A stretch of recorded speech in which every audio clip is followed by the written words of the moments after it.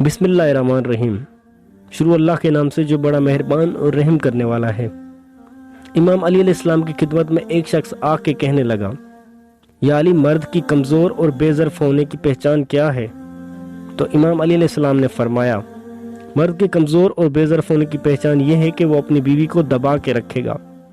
یاد رکھنا، اپنی بیوی کو غلام سمجھنا، بار بار حکم نافذ کرنا، اس کو اپنے سے کم سمجھنا کم ظرف انسان کی پہچان ہے۔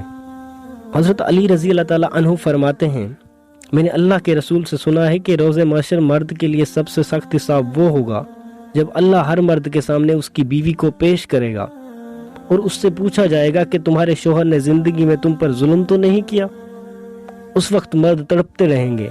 ہر وہ عورت دنیا میں جس کی بیوی تھی اللہ کے سامنے اپنا سوال پیش کرے گی، اس پر گزرا ہوا ظلم اللہ کو سنائے گی۔ ایک شخص اپنی بیوی کے حق کے بارے میں اللہ سے ڈرتے رہو، کیونکہ اپنی بیوی پہ ظلم کرنا، اسے رلانا، اسے تکلیف دینا انسان کو اللہ کی رحمت سے دور کر دیتا ہے۔ اللہ پاک ایسے انسان کو کبھی نہیں بخشے گا جس نے اپنی بیوی پر ظلم کیا۔